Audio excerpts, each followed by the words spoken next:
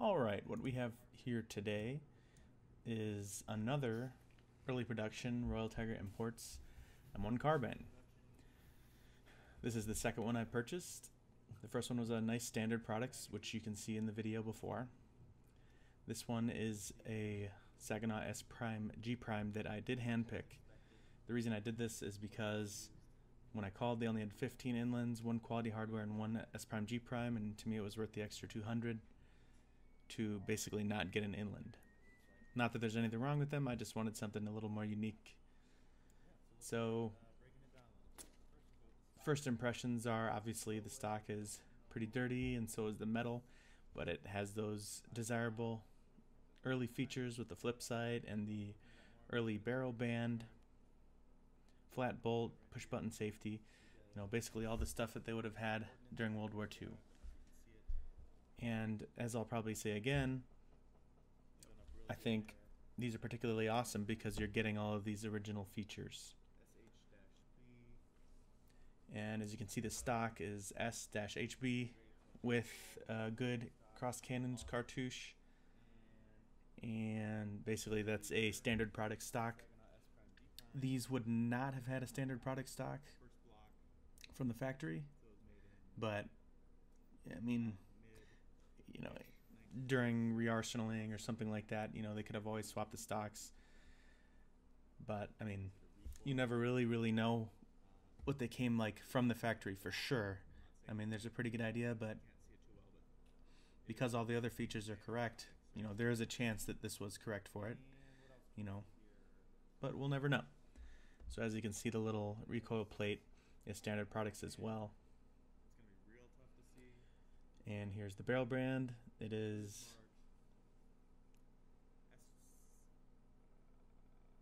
S Prime G Prime. And as you're going to see in this video, basically everything is S Prime G Prime except the magazine catch, which is Irwin Patterson.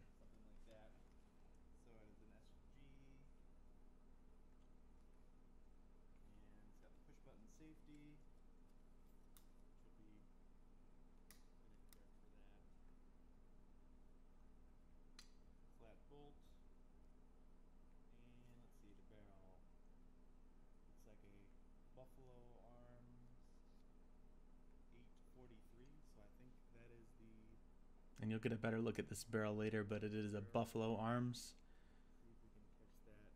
barrel, which is correct, and it was made in August of 1943. So that is the original and correct barrel for the rifle. And it's got a lot of good machine marks there, which tells you that it's not super worn, because sometimes when they get handled and used a lot, they'll start to lose those.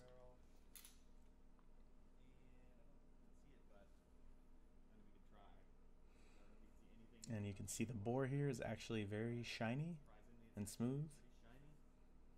I mean, not smooth, but not pitted. And it's got good rifling. So I was pretty impressed with that based on what some people had said with these. This original flip side is marked S on the left side.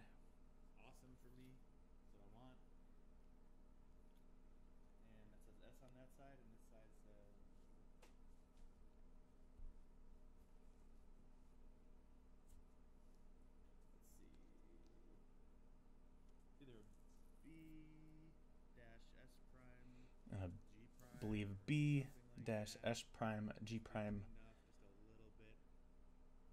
on the other. So guaranteed original flip sight. To me, there's nothing that beats that.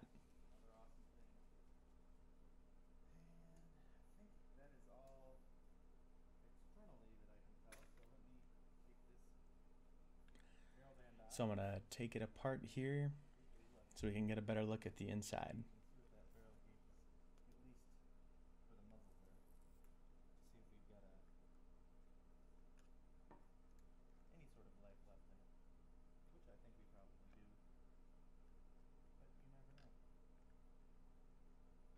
And as I said before, these are definitely more beat up, quote unquote, maybe have goat pee and poo on them, but the early production ones specifically, I think it's really hard to get a carbine that was as issued in World War II. But this is your opportunity right here.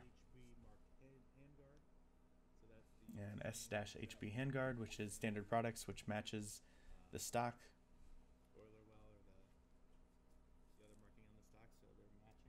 So that's nice that they both are color matched and same manufacturer. So I can see that we have an S prime G prime hammer. And the hammer's S prime G prime. S prime G prime hammer. Good sign. And I'll take this pin out. See what else we have in this trigger group. S prime G prime trigger group.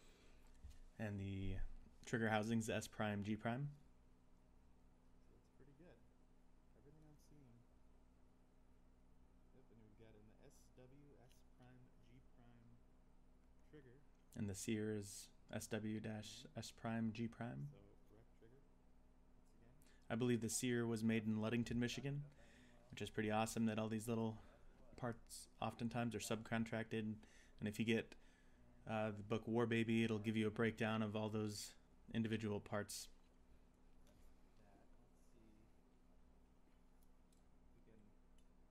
see if we can figure out anything with this bolt and hot rod. And I always have to remember how I take these apart. But I get it eventually.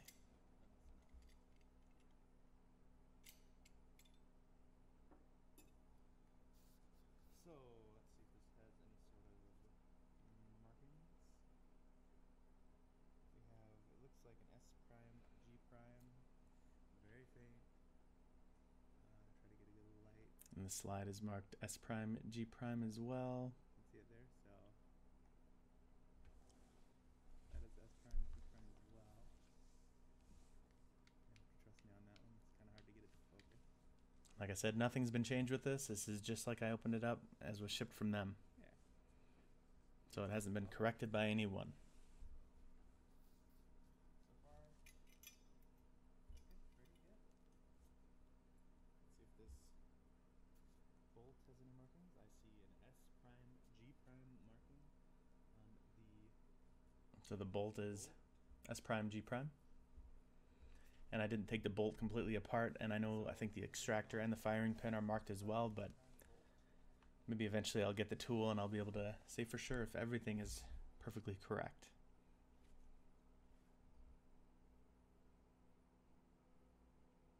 Okay. Alright, so we're running again. We hit our 10-minute limit, so bolt S prime G prime. Just want to give an overview of the metal here. You know, it's like a tiny bit of wear. And the metal is actually, especially where it's not exposed, The metal is it's in really, really good shape. You can see there's some grime and dirt worked in there, you know, you can see the machine marks on the barrel. which I'll clean up a bit and you'll get a better look at All later. around it, which is good. Sometimes you won't see any machine marks, and that means it's really, really worn. But you can see a flaming bomb here, and Just really good markings overall. you can also see that on the charging handle, for what it's worth. And then I think that is it. I think I'm gonna go grab a gauge, and we'll be back when we have muzzle. Now we're gonna check the I found a marking that I muzzle hadn't wear seen in a before. bit, but It's first like S53. the butt plate is S-53, which is correct for standard products, which coincides with the rest of the stock components. Alright, we're back one more time. I found the magazine catch mark. And this is showing the magazine catch, which is, I believe, Trying to get any it's sort hard of to catch, IP-W, so Irwin Pedersen, -W. So Irwin which would be Pedersen. correct for an S prime G prime, as they use parts That would be correct. from Irwin Pedersen. There's another part. This is the flip side. And this is the flip side itself, which is B-S prime G prime, which matches the base, and is of course correct for this gun. Alright, here's the front sight. And the sight is marked NI. That's the only thing I can't really Flash really find for sure who subcontracted it, clean it up a little but bit to see it. It looks like IN or You know, since it's a Buffalo Arms barrel and it was supplied to them, it's hard to say. See what that means.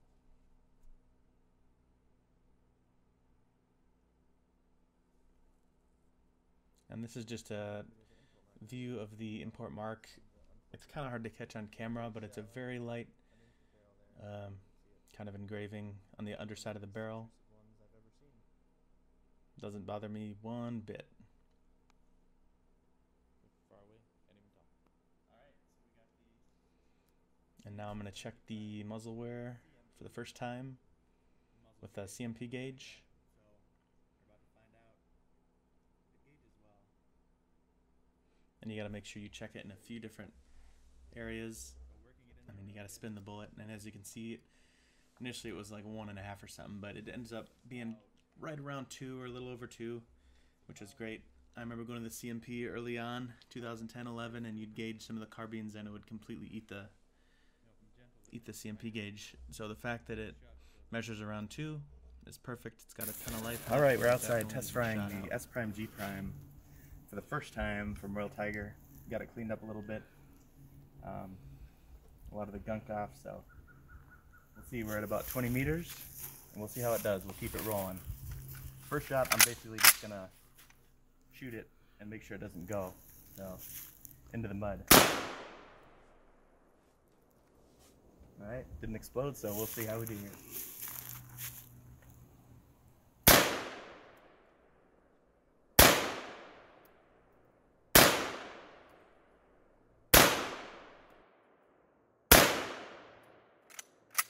Alright, come on down.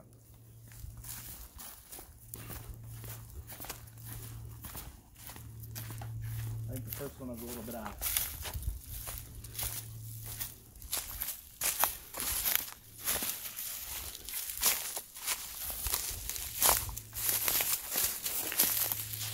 So, 20 meters, look like.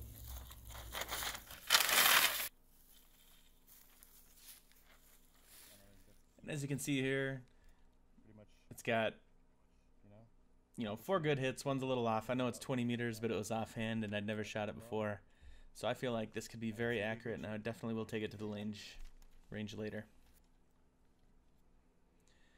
And basically, here's an overview after I've cleaned it up a decent amount, got some of the grime off.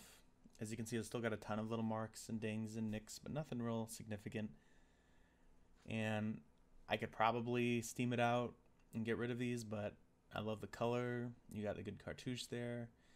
You know, I'm sure it's got a bunch of stories behind it, and so I don't want to completely make it look like new. Now, someone else might want it to look like new, but not me personally. So my conclusion on these Royal Tiger carbines is that the early production ones, you know, especially if you get one like mine that's basically all matching, are definitely worth it, because you're not going to have any other opportunity, at least in the foreseeable future, to get an M1 carbine as it was issued in World War II that hasn't been corrected or doctored up by someone else. You know, it's a guaranteed original flip sight, original barrel band. Nothing's fake on this, which is awesome. It's exactly what I wanted. Beautiful color, original barrel, not shot out at all. The stock is a standard products, but it's, you know, it's original World War II. I don't really know if it's a cut down Highwood or not, but either way, it's a World War II stock. And as you can see, the mark is, import mark's a little shinier there in the sun. But it's a nice reddish color. Beautiful carbine.